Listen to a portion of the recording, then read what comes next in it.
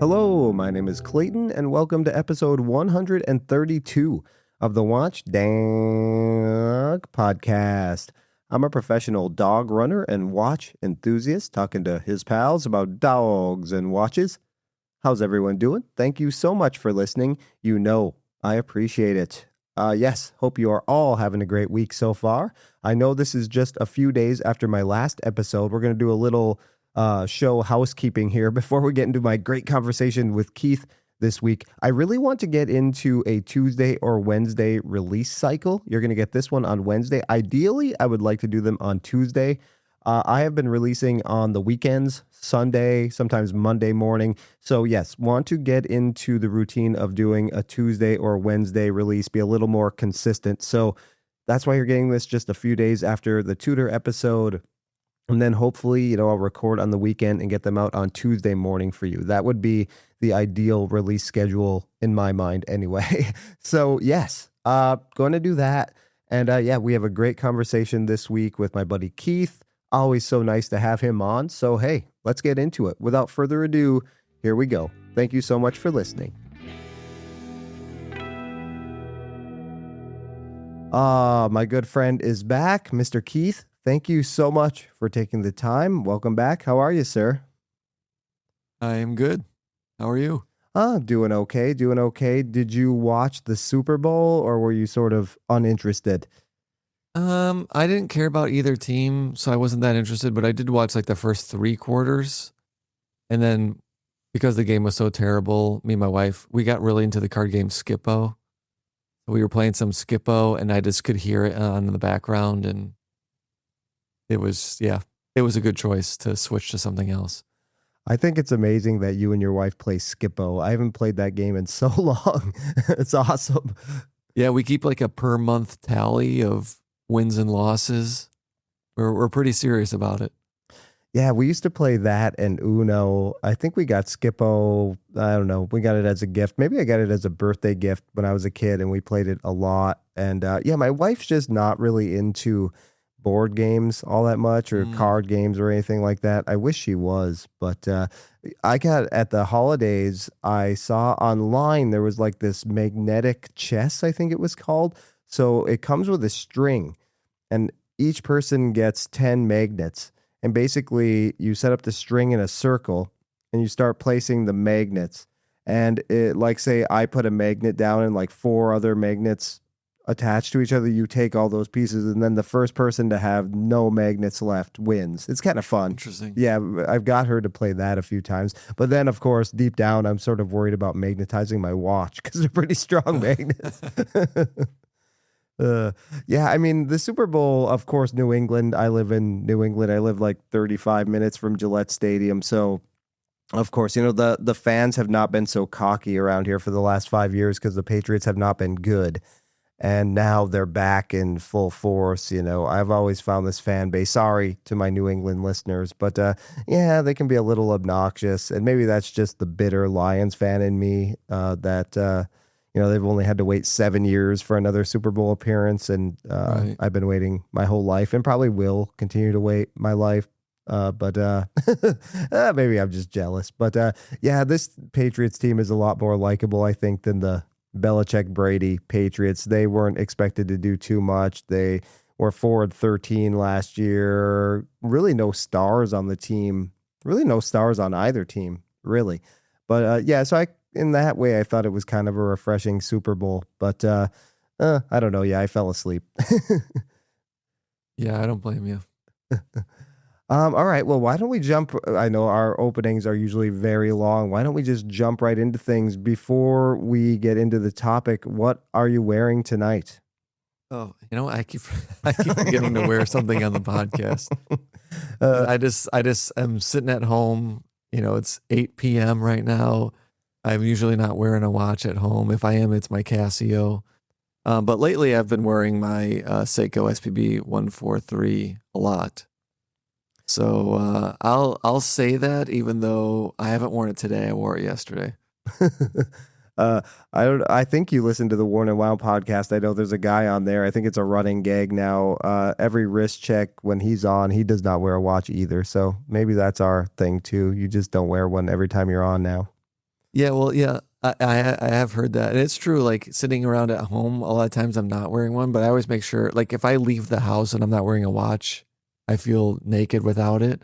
But at home, sitting around, yeah, a lot of times I just won't put it on. Yeah, see, I don't know. I always wear a watch. I just kind of feel weird without one. Um, when I'm home, that's kind of when end up wearing my like nicer watches. So I think I take that really seriously. Like as soon as I get home, it's like, oh, take the G-Shock off and put on the whatever. Today it's the Tudor Black Bay Lagoon Blue. Still wearing that, fresh off recording that episode, the Tudor episode just yesterday or 2 days ago. So yeah, still wearing that. I may have made a move, and I'm not sure if some watches are leaving my collection yet. So I figured I would wear the watch I know that's not leaving. Because yeah, sometimes when you are debating whether you're going to sell a watch or not, you don't want to wear it just in case and like scratch it up. You feel like it's kind of not really yours anymore. So I know this one is still mine, so or half mine anyway.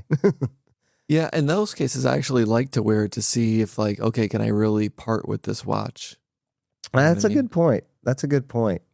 Yeah, I'm afraid like, oh God, I'll bang it against a door jam or something and have to knock $500 off the price. You'd be surprised how, and maybe we'll get into this, but how I feel like scratches don't hurt the value as much as maybe they should. Like Yeah, the difference between a pristine watch and a watch that's kind of scratched up pre-owned is not as big as I think it should be. There's not a huge delta in price. yeah, I mean, sometimes it depends. Private sales, I feel like it's more of a big deal than maybe Mm, like if you're buying from a dealer or something. I have dealt with private sales where you're kind of messaging or maybe sending video to somebody one on one, like in a DM.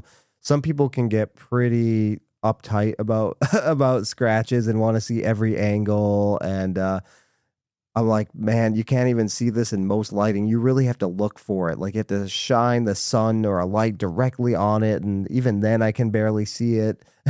And sometimes in the pictures, it just seems a little more noticeable than it really does in just day-to-day wear. Um, right. yeah, I think I told the story. Maybe I told you privately. I don't know if I said it on the podcast or on with Bobby Legs, maybe on Watch Soup. I had contemplated selling the SNR 045 to somebody, and he reached out on Instagram. I posted a picture of it on Instagram, and he said, if you ever sell this, let me know. And when I thought about selling it, I let him know. And I showed him pictures, and he was very adverse to scratches. He wanted to know if it was in mint condition. And I don't know. I think it's a pretty good shape. It's made of titanium. So even though I think it does have like some sort of hardness coating, I'm not sure if it does actually. But anyway, the bracelet does have some marks. And I sent the pictures to him, and he's like, oh, I'm going to have to get this completely refurbished. And I was so appalled that he would do that to such a beautiful watch that I just stopped talking to him. I totally Yeah, ghosted him. I don't want to sell to someone like that. Like I remember I had a bad eBay return experience where someone got the watch, they immediately wanted to return it because they didn't like how it fit, even though, there was a million YouTube videos on it. And in the return process, the bezel got scratched, whereas before it was pristine. And I remember selling it and someone was asking questions and he's like, oh, I don't care. Like, watches get scratches. Like he had no concern about that. I'm like, that's the person, I much prefer to sell to. Yeah, I just couldn't stand the thought of this beautiful Zaratsu polished SNR 045 being brought to God knows who to get refurbished and then totally butchered. And it's titanium also. So I feel like you need somebody really skilled to refinish titanium. So, yep, it's staying here. It just wasn't a good home, wasn't a good fit. It's like rehoming your dog and realizing it's a bad situation. So, nope, the dog goes back with me. The watch stayed with me. Yeah. I'm concerned about scratches, but I don't ask too many questions about it. To me, like put in the description of what you're selling it, what you feel the condition is, and post some pictures. And then if something looks way out of whack, maybe I'll ask about it. But then I'll just take a chance. if I like how they describe the condition in the pictures. I usually don't ask for a follow-up picture. Yeah, it's so subjective though. Like I think it's in great shape. This guy sees the pictures and he thinks it's so bad it needs to be refurbished. Maybe the truth is somewhere in the middle. I feel like wearing it day to day, you can't even see those watches. In that instance, I really did have to shine it to a light to see the scratches. And it's just like on the bracelet and clasp. It's normal where the head of the watch is pretty much immaculate, you know? So, yeah, but everybody has, I think we've all probably bought watches used, and we're getting ahead of ourselves. We'll steer it back, but I'm sure we've all bought used watches where, you know, great condition, and then we get them in the mail and we're like, oh, this is in much worse shape than I thought it was based on pictures. So yeah, I guess everybody has their own definition of great condition. Yeah, and I see that looking at watch listings. Chrono 24. If you have it as very good on Chrono 24, it better look very good. And people's definitions, just like if it's not completely banged up, that's very good to them. You know what I mean? So no one can agree on what those conditions mean. Yeah, I've bought some watches and like, man, if this is your definition of excellent condition, Oh yeah. man. Well, yeah. So originally I did want to do a podcast on scratches. I saw a Facebook post about scratches that somebody had left on one of the pages I'm on. And it was interesting. And then I've been talking to you about sort of your dilemma. So I thought we would go kind of with your dilemma. And if you're listening to this, you saw the title of the podcast, and my scratch conversation can get mixed in like it already has. So why don't you tell everybody kind of what you're dealing with right now, and we'll go from there. Yeah, so I've been looking at a few watches, and my big dilemma is, should I buy new or should I buy pre-owned? And I think for maybe some of the examples I will give, I think people listening to this podcast, like watch enthusiasts, will immediately say buy a pre-owned. You could get such a discount on it. I don't think it's that cut and dry. So I wanted to talk through it to see, Clayton's thoughts and see what people think here. So I'm going to start with an example of a watch, and we'll go from there. So I'm not committing to anything here, just random watches I'll bring up, but like a Tudor Black Bay 58, a watch that's been sold a million times. There's a million posting on Chrono 24 and eBay of pre-owned versions. Tudor watches, most of them do not hold significant value versus the retail price, which keeps skyrocketing, especially in 2025. The price went up a lot. But for me, I think there's pros and cons, and I want to go over some pros of the reason I'm leaning towards possibly buying it new. Okay, so for one, as we've been talking about, I don't like scratches on watches. Now, obviously, like it comes with the territory of wearing a watch, but if someone's gonna mess up the watch, I want it to be me. So, and I'm very careful with watches. That doesn't mean I don't ever scratch them, but I try and be careful with watches. There's people that they'll buy a watch and the next day you could see the desk diving scrapes on the clasp. I would never do that. That's I would me. never just That's set my me. clasp down on the desk. That's you? Oh yeah. I can enjoy. Well, I don't really sit at a desk, but I mean, I wear without a care, even if it's a brand new watch. I just wear it. So I'm not somebody who really. I guess I do scratch up clasps, but not. I don't work at a computer, so. Yeah. Well, I was actually listening to Devin Pennypacker has a new podcast now called Time Well Spent. Yeah, I listened to it. He was saying that if let's say he's at a bar and someone sits down to him next to a bar who's wearing a watch, he said, if your watch isn't, scratched up, then I know that I wouldn't be friends with you. Like for him, it's like, I guess it's, he wears his watches. He doesn't care about that. And I think it's a weird reason. Yeah, that's a little harsh. I heard that too. Like some people are just more careful than other people. That's okay too. Yeah. I cannot enjoy a watch if I have to baby it. That just seems like work. And I don't know, I just would rather wear it and forget it's on and just every once in a while look at it. So, yeah, I really like, I'm getting a new watch in the mail tomorrow, and I will probably, and it's in really good shape, used, pre-owned. We'll get into it. But yeah, I'll probably just put it on and wear it.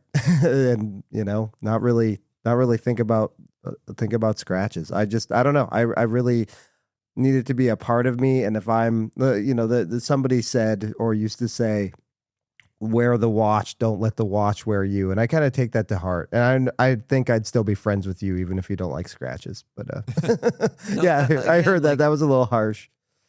like anything I have, I am the same way with clothes. Well, it doesn't matter. Like, I just don't wear stuff hard. I'm not, I don't know, working outside, or I don't know what people are doing to scratch up their watches. Like, I can make even cheaper clothes last for a long time because I just don't wear stuff hard, But furniture I can make last for a long time because I'm just careful with everything. So I think that's just how I am, not just with watches, but with everything in my life, and it just kind of carries over into watches. Not that I can't handle something looking worn; it just doesn't look worn because I just don't wear it that way. If that makes sense. Yeah. Yeah. See, I'm the opposite. I'm a bull in a china shop. I come Oh, in, no, make no. a mess. Everything's a mess. Everything.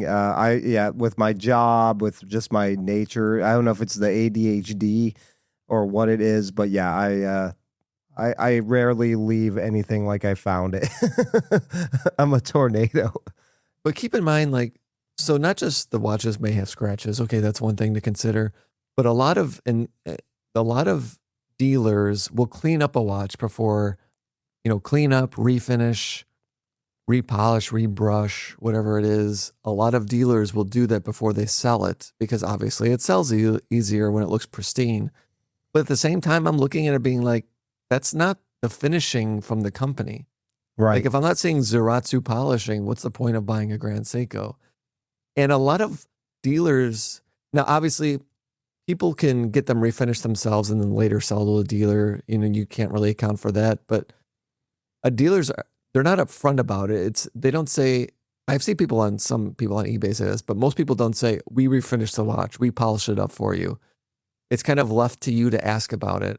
Like, when I went to an AD close to here, I actually tried on a Black Bay 58 and I'm like, oh, do you guys refinish your watches? Oh yeah, we'll clean them up. And it's like, oh, I don't want to buy it. I'd rather have something a little scratched up than refinished by a dealer because I'm just not seeing.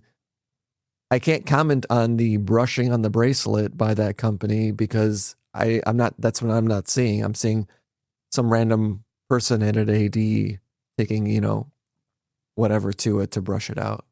Does that bother you at all? Yes, that does. I think we talked about this privately, perhaps.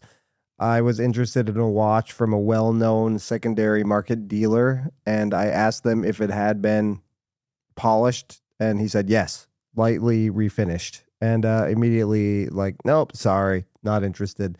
So yeah, it makes me not want to buy anything from a secondary market dealer unless it says unworn.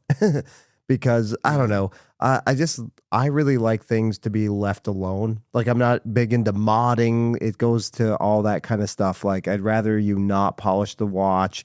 I like things to be worn and lived in. I usually like to make the scratches myself. But, again, even when you get a brand new watch, I mean, even me who likes to scratch things, I look at that first scratch like it stings a little. I'd be lying if I said it didn't. I just don't let it bother me, and I still continue to wear it without a care. But so sometimes I remember my first Grand Seiko I bought from Topper pre-owned, and it had some scratches on it. It's like, oh, cool. The polishing's already scratched. I can just wear it. No problem. So I think that's a benefit to buying pre-owned. It's like it takes that hurt of that first good scratch, especially on something like a Zeratsu polished Grand Seiko, where you really notice it. Yeah, like I sent you a listing. It was a two-tone Aquaterra on Chrono 24 that looked beautiful, and it was a great price too. And I look at it and like, there's no way. unless someone just bought it and kept it in a box for years because it was an Aquaterra that's no longer being produced, there's no way though that watch, if it was worn, looks that way. It's just, with the, especially with the gold on it. Now, your recent purchase, it seems like someone literally just bought it and put it and never wore it.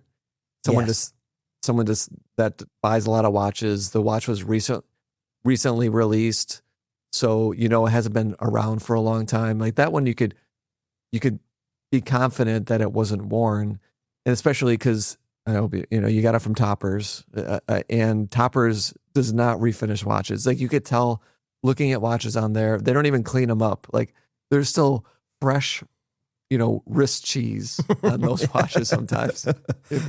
On rubber straps, Toppers, especially.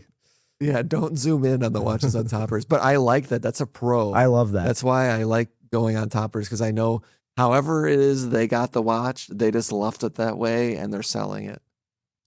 Yeah. And also, it turns out I know the person who owned the watch I bought. We're being really cryptic here. And I may talk about it later, but so it turns out I know in a roundabout way the person who this watch belonged to before me, and they take very good care of their stuff, so I'm really excited. I know it's going to be pristine, and I think it was like 95% on Topper, and they under promise, I think, so it's probably going to be close to 100%, I think.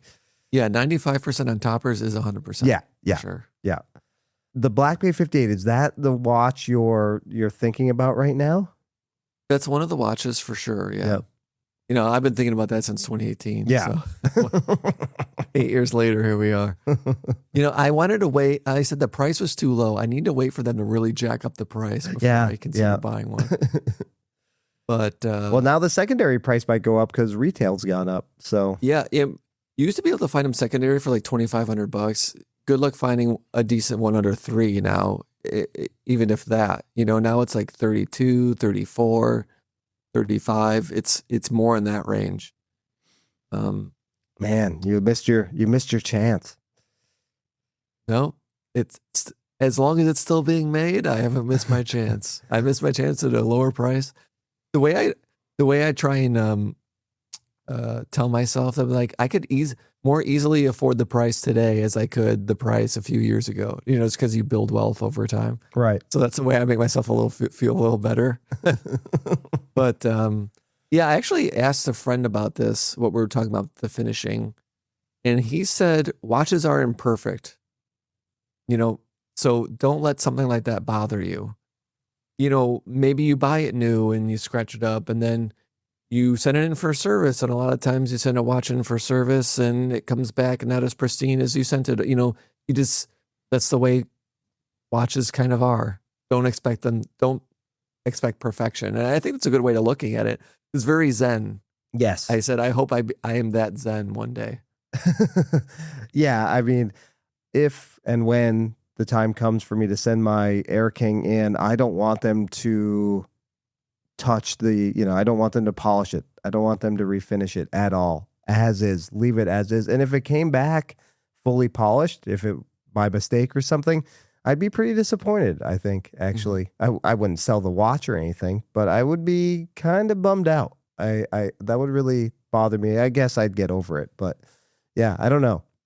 That kind of thing bothers me more than like putting a big gouge on it or something. I'd rather be able to do that. I fell in that watch last year hiking, and it does have some marks now.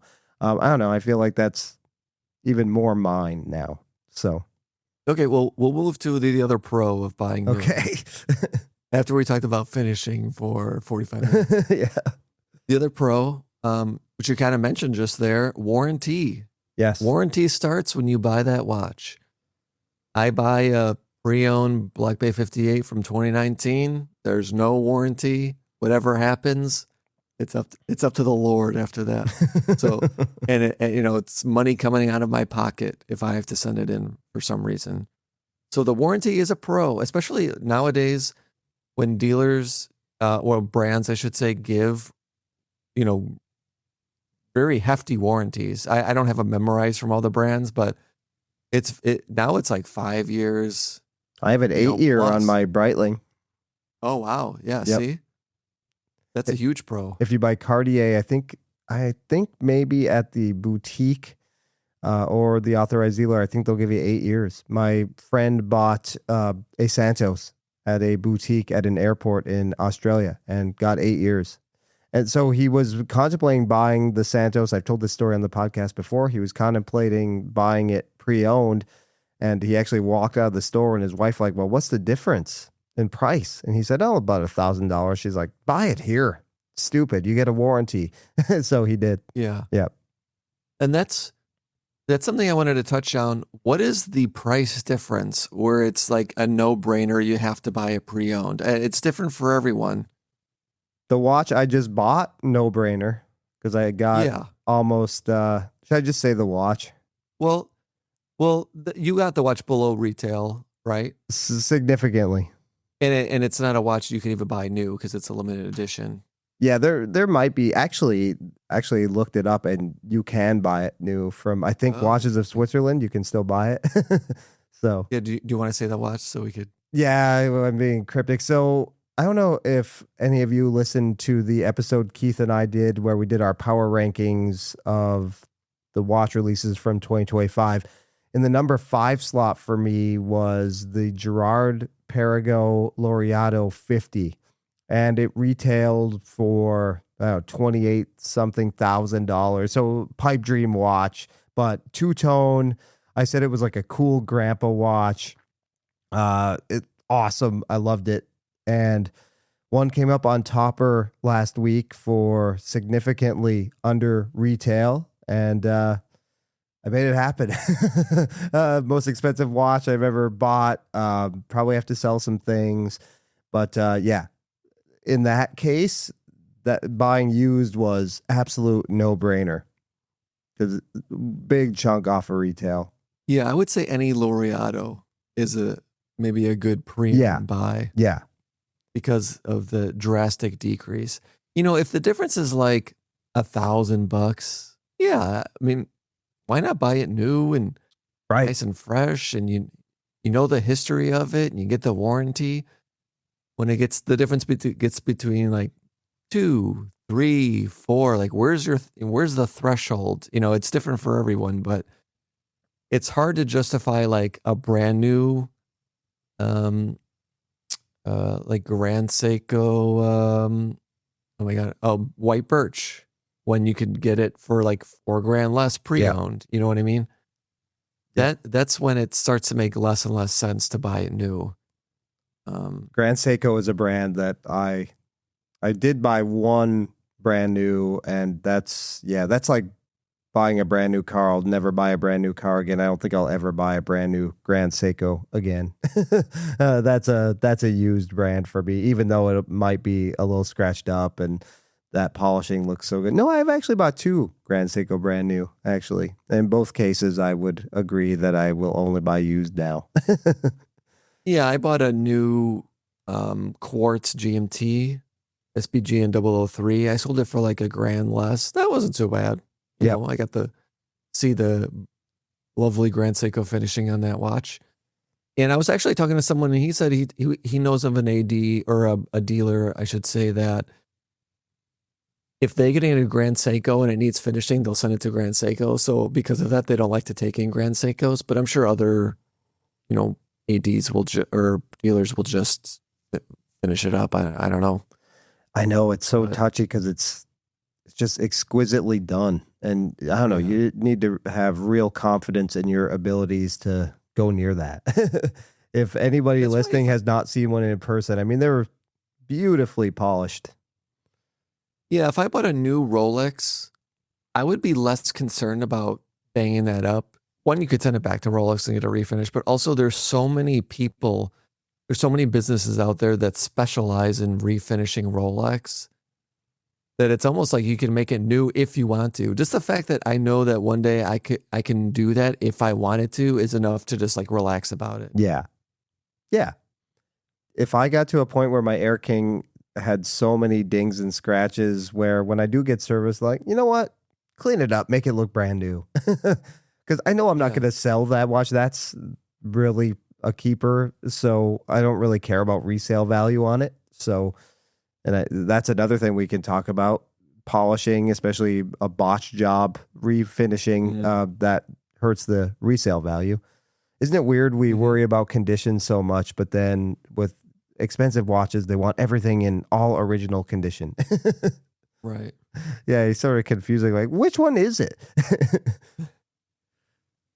Well, okay. Well, sure. Maybe I can move on to my next pro of buying new. Building a relationship or just goodwill towards that business. So, like many people do, I like to go out, I like to look at watches. It would be nice to go out and look at watches knowing I had bought something from that dealer at some point, so I feel less bad taking up their time. I will say I take up as little time as a salesperson as possible. I know what I want to look at when I go in. I try in a couple watches. I don't dilly-dally. I don't talk forever. I try stuff on. I get out of their hair because I always feel like I'm taking up their time and maybe someone more serious is looking, although I am seriously looking, so I could be that person. And most just want to be like, hey, don't worry about it. I'm here. I got to work anyways. Might as well just, chat it up and help you look at what you want to look at. So it'd be nice. I go into, let's say, two to three main places that tend to have a lot of brands. And I've bought something from two out of those three, but it would be nice to just, goodwill and to build a relationship, which a lot of people talk about. I know many people who have bought a lot of watches, a lot, from the most random places, eBay, able to go into a place here, they got a good deal over there. And I'm talking maybe 100+ watches. Imagine if they would have bought many of those from the same store and what kind of relationship they would have with that store. Man. They could get any watch they want, any limited edition, any hard to get watch. Le Mans, Daytona. Focused. Yeah. Right, exactly. If they would have focused their purchases more on just like a small number of authorized dealers, what kind of relationship they'd have today instead of buying willy-nilly from all over the place. Yeah. So I'm not that person. I am not super concerned with building a relationship. I don't buy enough to build a relationship. I'm not clamoring for hard to get watches. So it's less important to me. But it'd be nice to just be like, oh yeah, I was here, whatever. I'm wearing the watch that I bought from you. I don't feel as bad taking up your time, if that makes sense. I have two really good relationships with authorized dealers, with contacts I have at those authorized dealers. And I think, you could just get like a new watch geek friend. Like I text and email both of them just talking about watches, which is fun. We all like to have more watch friends. And they take care of you beyond like getting on the Rolex list or whatever. They'll take care of you. If you have an issue, they'll expedite the process. They might go the extra mile if you've spent a lot of money with them, or just if they like you, if you're a friend. Like I consider both of them friends. So I remember from my Rolex authorized dealer, which is in another state, which is in New Jersey, because I bought it on vacation, and then her and I just struck up a friendship, and she got me my Air King. And so I bought the Aerospace Breitling Orbiter B70, I think it was called, Aerospace, a couple years ago. It was a brand new movement. It was like celebrating that 25th anniversary of that balloon voyage, and it actually had like a piece of the balloon in the case back. That movement was brand new. It had issues. All of them almost had issues and had to be sent back. My pushers didn't work. It just, the minute hand would wobble and move. It was off. And I sent it back, and she said, all right, this is going to be gone a long time. I'm so sorry. She emailed me out of the blue one day and said, listen, I don't feel comfortable having you wait this long for a brand new watch, so I'm going to give you a refund if you want it. And I was like, wow. I just don't think, if I didn't have a relationship with her, like she would offer something like that, because it was literally like a couple months after I bought the watch. So I think that kind of thing is really a good reason to relationship build. I know it sounds kind of lame, like, oh, you're it's almost like they're doing you a favor by selling you an expensive watch, but it does have its advantages. Oh yeah, for sure. Yeah. And a side note, I think it's I think it's lame that when you buy a watch and there's something wrong, like right after you buy it, maybe even the next couple of days, they have to, it's like it's your watch now and they have to send it in and you have to wait for it. It's like, no, you sold me a bad watch. You take it back and give me a different one. That happened another time with another authorized dealer. Got a bad watch right brand new, right when I got it in the mail. There was something wrong with it. They replaced it. So again, not sure she would have done that for me if I weren't a good customer and a good friend of hers, but she did. So again, relationship building can be a good thing. I mean, think about it in other aspects. I have customers that have been with me a long time. I'm more likely to bend over backwards for them than maybe somebody that I don't know that well, or that, hasn't spent a lot of money with me. So it goes a long way, not only in watches, in every relationship. Your dry cleaner you've been going to for a long time. Right. You need something right away, expedited. Oh, you know what? You've been a customer of mine for 10 years. I'm going to make sure you get this in an hour or something. I don't know, whatever. But yeah, I think it just happens if you're a good, loyal customer at a restaurant. You might get the better table if you have a special anniversary dinner or something, even on a busy Friday night. It goes a long way, relationship building, not only in watches. Oh, yeah, for sure. My mechanic I've been going to since I was 16. He'll sometimes fix stuff and not even charge me if it wasn't that big of a deal. Because he knows when something big happens, he's also getting it. You know what I mean? That's right. Or even the cafeteria at work, like I don't say anything when I walk in. They know what I want. They make it for me. They know what I like. Yeah. I go into my running shoe store and Patrick, the manager, if he's working, he sees me and he knows exactly I want Hoka Clifton size 10. And that's what you get. He just, Hoka's, and he'll have somebody get him or he'll get him because he knows I'm going to buy every pair of running shoes there. Yeah, sometimes he'll give me like a discount just for being a good customer. Makes you feel good and makes you go back. Of course, I'm going to go back anyway. But yeah, it's I don't know. It feels good to be appreciated as a customer.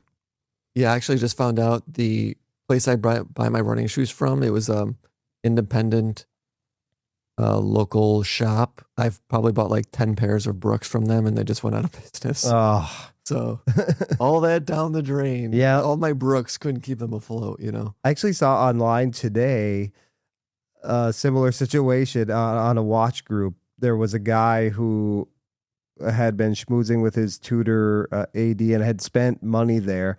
He wanted the was it turquoise chronograph? I don't know what that one's called. I forget. Is that the flamingo? Or maybe that's the pink one, I guess. But that turquoise Tudor chronograph that's I talked about in the last episode that's still trading above retail. He had been kind of schmoozing and working towards getting one. He was on the list for one. They said the next one that comes in is yours. And then the boutique or AD closed. So now he has to start, building a relationship all over again with another tutor AD. So yeah, that can happen. That stinks. Yeah, that really sucks. Or it can happen too if your sales associate leaves. Mm-hmm. And then that's kind of all down the drain too. Even though you have the spend history there, you had a personal relationship with somebody who was kind of looking out for you. Right. Yeah, I've seen that happen. I've heard of that happening at least. But yeah, I think real friendships, not always, but because they know you want something and they know why you're maybe reaching out all the time or coming in all the time. They know. But I think real friendships can brew out of that and then they will take care of you. Mm-hmm. Okay, and another pro, the history of the watch. So again, if it's been worked on, if it hasn't been worked on. I could think of an example of someone I know bought an Explorer 2, and it was kind of like something was wrong with it. He bought the pre-owned. Something was wrong with it. He took it to his watch guy, and there was like a botched job on the last guy that worked on it. I've seen, I was looking on Reddit just recently, and someone was having a problem with their watch, and they're like, I don't want to deal with sending it to the brand. I'm just going to sell it. Hopefully that person disclosed that the date wheel was kind of having issues, but they could or they could not. You know what I mean? So I think a lot of people, will sometimes get rid of a watch because of an issue they're having with it that they don't want to deal with anymore, and they'll just pass it on to the next person. So again, that's a possibility. Now, we'll go over maybe quickly like best and worst watches to buy pre-owned, but if it's like a $200 Seiko, whoop-de-doo. If it's a Rolex, that's a problem. You know what I mean? Anything can be fixed, I guess, but maybe not with some watches. So yeah, you're possibly buying someone else's problem. Yeah, And, I think have you ever bought a watch pre-owned and had an issue with it? And what did you do? I am trying to think if I had like a major issue. I think yes, from a friend, and he wasn't aware, but the winding was terrible, and it did end up having an issue, and I had to bring it to my watchmaker, who's deceased now, but he fixed it, no problem. And then my friend felt really bad. So it was, yeah, it's almost kind of like never work with your friends or never hire your friends or something. Maybe buying a watch from a friend and then realizing it has an issue. Yeah, immediately he said he never noticed it. I believe him, but yeah, winding it, I immediately could tell there was an issue, and I forget what the issue was now. This was quite a while ago, but and then I remember I bought a watch one time, and the dive bezel was completely stuck. Like there was literally like he spilled something sticky like Coke on it or something. And I was like, did you realize this bezel doesn't even move? And he's like, oh no, I didn't actually. And so I just washed it and let it sit in water for like an hour. Then it turned fine. But I was like, geez, man, if I'm selling somebody a watch, I make sure the bezel moves perfectly and everything's a little cleaned up. I can't imagine just throwing it in a box after I spilled something on it. Maybe he didn't realize he spilled something on it, but I don't know. I'm always hyper aware if I spill something on my watch. Yeah, I mean, what does this guy never turn a bezel? Right. I don't get that. What kind of watch collector is this guy? Oh, those turn? Oh. Yeah. Yeah, that's an interesting one. My friend Dirk, who's I'm sorry, my friend Dirk, who's been on the podcast before, never turns his bezels ever. He says he just doesn't care. Yeah. At least the time walks my bezels. That's what I do a lot. Yeah. Yep. Me too. I did that tonight. So yeah, that's my list of pros. I can only think of one con. That's price. So there's a lot of pros from buying from an authorized dealer, which I will admit, I have not bought from an authorized dealer since 2021. So it's been 5 years. It was towards the end of 21, I guess. So it's been like, let's say 4 years, 4.5 years. So it's been a long time. Now I bought some watches new, but like from great dealers. Yeah. So it'd be nice to buy from an AD again. But yeah, when I think of watches, best watches to buy new, obviously watches that hold their value, Rolex, Patek, whatever, all those brands. Yeah. Most don't hold value, but then what kind of hit are you taking? Are you taking $1,000 hit? Are you taking a $5,000 hit? That's a big. Now, if it's a Seiko, a lower price Seiko, I don't mind buying gray, or some random person on eBay that says it's new. That's fine with me. Worst comes to worst, I spent $500 because like the price delta. Like I bought the solar speed timer as the Seiko speed timer. I don't know how much that was going for new, $700 or something, MSRP. I think I bought it for less than 400. So I mean that's a huge discount, and it's still getting a new watch. And worst comes to worst, maybe if it's complete botch job, which how can it be? It's a quartz watch, but let's just say it is. Okay, well, I'm not out that much money. Like that's not a big deal to me. But where's the line? And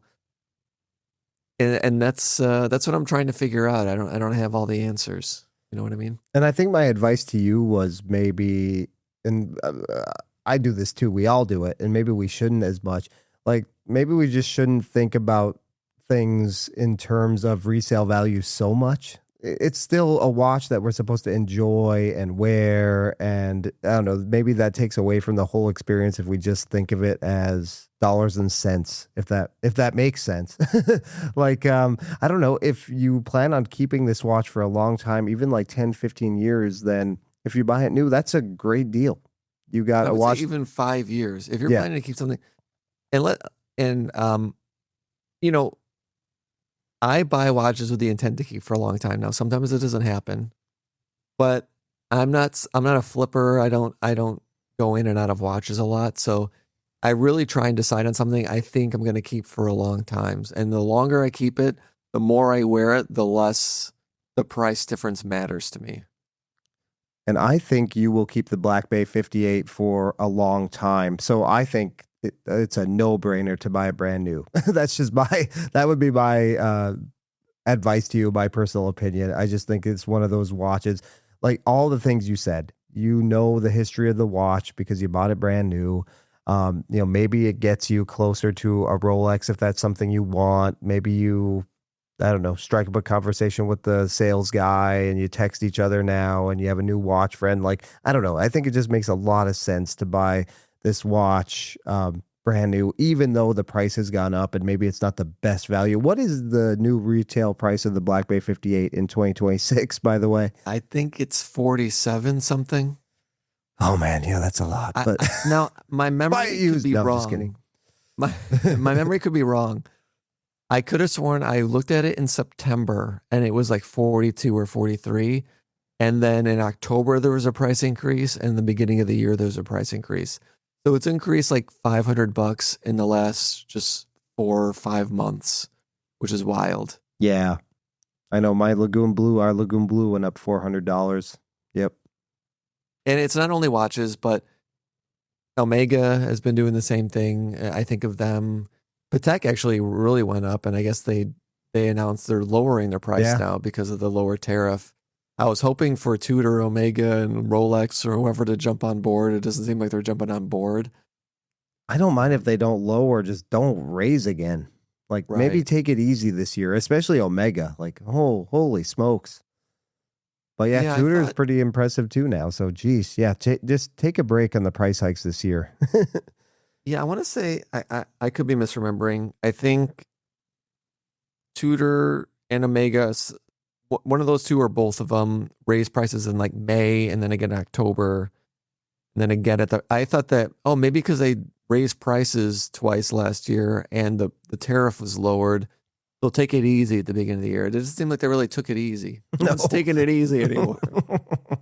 Take it easy, everyone. But because I buy so few watches, I don't pay a flipper's tax like everyone else is, meaning I have more money saved up to buy possibly new if I wanted to go that route. And we're using the Black Bay 58 as an example. It's actually the beginning of the year. I've actually looked back. I think I've done it 4 years in a row or 3 years in a row. I come up with a list of possibilities of a narrowed down list of watches I'm really thinking about for that year. Now, it could change when I go look at them again. It could change when something new is announced. But I really try and think of all the watches out there right now, what has my interest the most, and let's focus on these. So it helps that I'm not going to be willy-nilly buying watches. I really trying to make a thoughtful purchase. Some would say too thoughtful. Some would say I should maybe pull the trigger, as I say, a little more often. But I don't agree with that. I'm fine with. I have basically a 3-watch collection right now. I'm fine flipping out of those, and whenever I add a new one is when I add a new one. It's a marathon, not a sprint. And I think I'm really trying to build a collection I really love just over the long run. I'm really trying to focus on that. No, it's something to be admired, especially I would not take back all the watches I've bought because I think it gives me a foundation of experience to have a podcast and just like, oh yeah, I've owned a bunch of Tudors. Let's do a Tudor podcast. Or, oh yeah, I've owned a bunch of Seikos. Let's do a Seiko podcast. Like that's valuable.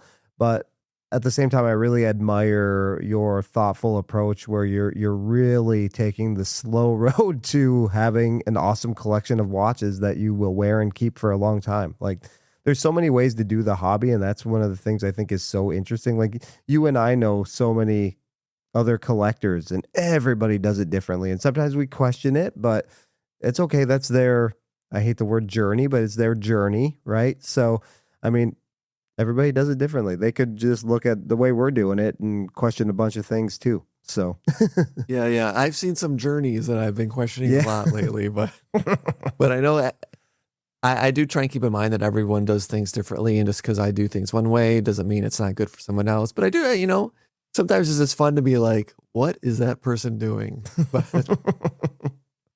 And especially if you're putting that on YouTube, you gotta open yourself up for criticism a little bit. Exactly. I'm opening up myself for criticism being on here, so that's fine. And a lot of times we will say things and then do the complete opposite 3 weeks later, just because things change. There's new watch releases that totally make you rethink everything, rethink your collection. Even watches you love might be sacrificial lambs in order to obtain this new shiny thing. So yeah, when you have a podcast where people can go back and say, well, in episode 117, you said you'd keep this watch forever, and then it was sold by episode 123. Like, yeah, I know. I mean, there's even brands I've been really critical of that I'm like, want one of their watches now.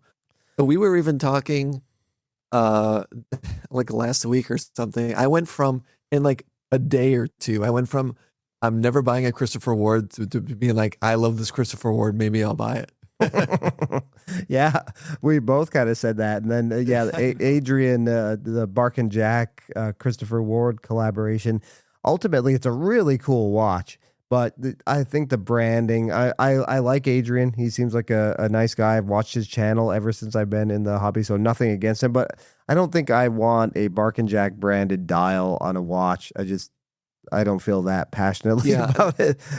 That watch specifically just made me realize how much I like the unlimited, the regular gray version. And it doesn't help. I follow that darn Beans and Bezels on Instagram, and he has that watch. He takes such great picture. Sometimes you got to stay away from great pictures of watches because it just makes you want it a lot more. Oh yeah. And yeah, he actually wears that watch quite a bit, it seems, and he takes great pictures of that Lumiere. See, I like the bezel on the Adrian version, but I want like the orange one. If the orange one had that bezel, the fully graduated bezel, oh baby, that would probably be my first Christopher Ward. We'll see what Watch Gecko comes out with. Right? Yeah, I know they're doing oh man, yeah. It's interesting, and this was actually another podcast idea I had, and we're kind of switching gears here, but it's interesting now how Christopher Ward is almost like the new Oris. I remember like 5 years ago, all the YouTubers were talking about Oris. VJ Geronimo was on a bunch of podcasts. And it's like they have totally been cast aside. I don't think they maybe are. I don't know if they are paying. You could argue if they were paying content creators or not, but I feel like Christopher Ward has really stepped into that now. And I think maybe Mike Pearson, he's such a dynamic character and he's a great brand spokesman. So I think having him is a real asset for Christopher Ward. He was on the Gray NATO podcast a couple weeks ago. He seems just like a magnetic, cool guy. When he was with Zodiac was a hot brand there for a while, and now you hear nothing from Zodiac since he left. So yeah, it's interesting now how kind of Christopher Ward is the new hot YouTuber brand, where Adrian and Britt and Watch Chris are all just kind of wouldn't say shilling for Christopher Ward, but yeah, they're all talking about it. It's got to be something in it for him. Yeah, and I mean, it's hard to deny the quality of their watches. I've been to many, many windups, and it's always the most crowded table, and it's hard to deny how great their watches are, I must say. And when I'm a big fan of the TAG Aqua Racer Solargraph, the titanium one. Mm-hmm. When you compare that for solar quartz for, a blasted case and bracelet, that's $3,500, and you look at what Christopher Ward's doing with the Lumiere for $2,400, I think it is. I mean, that's and obviously TAG, you get a discount. All that you could buy it pre-owned, of course. Although you could do the same thing with Christopher Ward. So there, you could finagle some things, but it's hard to deny the quality for what you're paying Christopher Ward. Yeah, for sure. It to me, it's the brand. I don't know. Something about the brand, I don't know if it turns me off as much as it used to, but still, it's just like, it's not a brand I want to drop big money on. I just have this hang up about the brand, not sure what they stand for. Seems like they just throw shit at the wall and whatever sticks. Like, oh, we'll do an integrated bracelet now. Oh, we'll do the Belcanto. Kind of looks like the latest trend in independent watchmaking. Let's try that.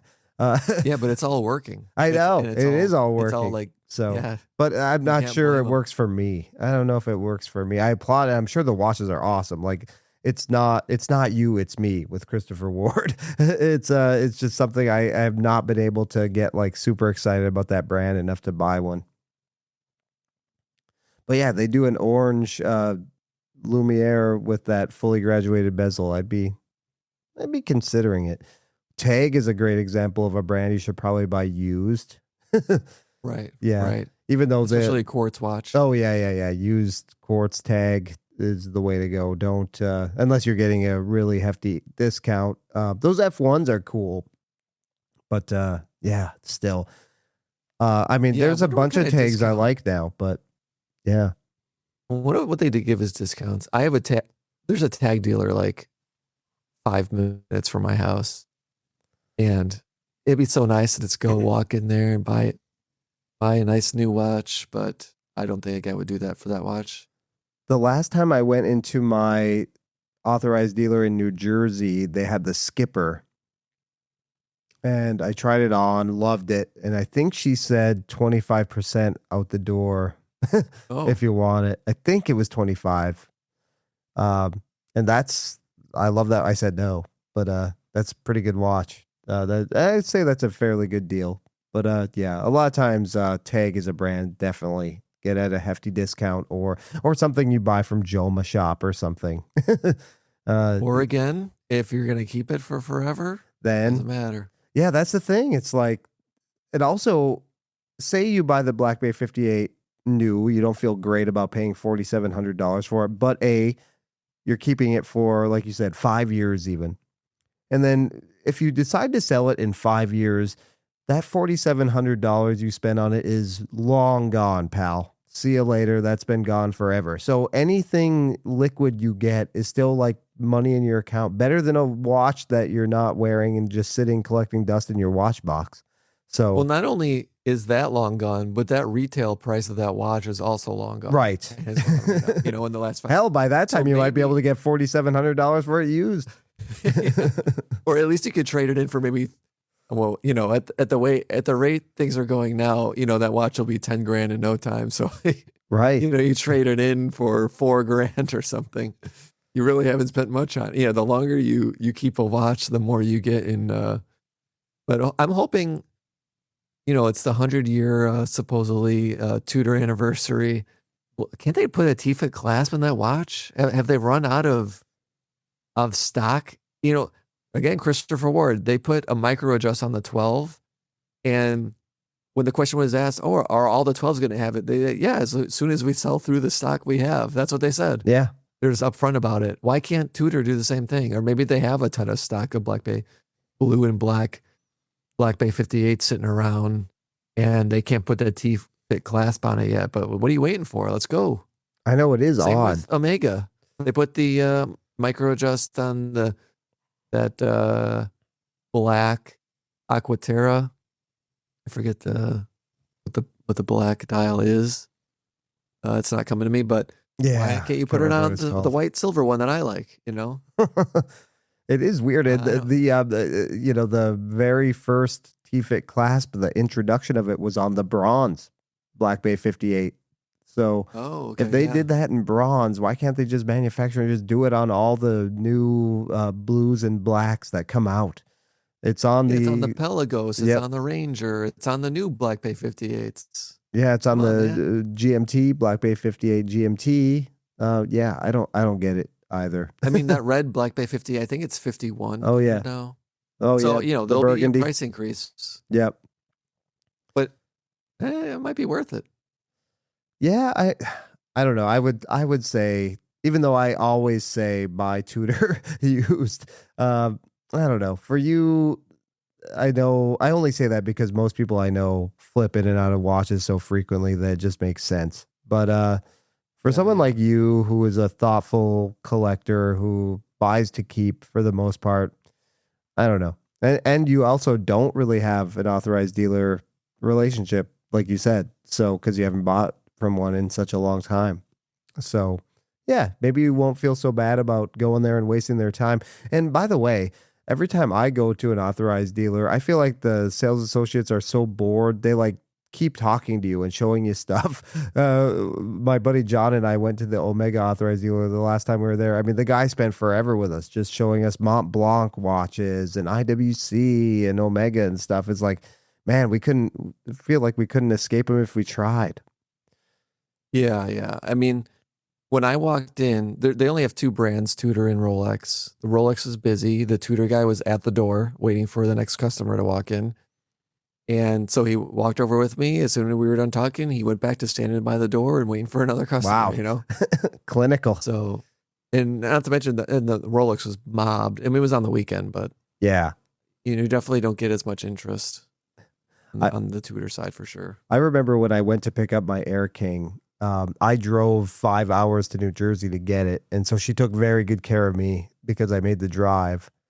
And I remember being in the like secret room they have there where she was like getting it sized or whatever. And I remember somebody coming and asking about the possibility of getting a Rolex, just like came in and asked.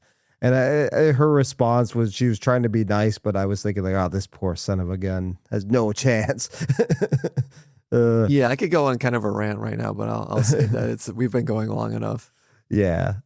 So I know we could delve into a bunch of situations. But yeah, so I think we can pretty much end there. So I think it's definitely advantageous, like we said, to buy used. It has its pros. It also has its cons. I think just being careful about where you buy used is a big thing. Like we said, a lot of these secondary dealers do not disclose if they've refinished a watch. They won't tell you a lot of things. I mean, I bought a 1988 Oyster Quartz from Bob's Watches. Not afraid to say it. I wasn't super impressed, but obviously the bracelet and case had been refinished. Who knows how many times? That was a 1988 watch, but underneath the underside of the bracelet had not been touched. So you could really see like, okay, this is what this watch would actually look like. Yeah. I mean, Bob's Watches, David SW, every watch they have is pristine. Obviously, it's no matter how finished. old it is. Yeah, exactly. Yeah.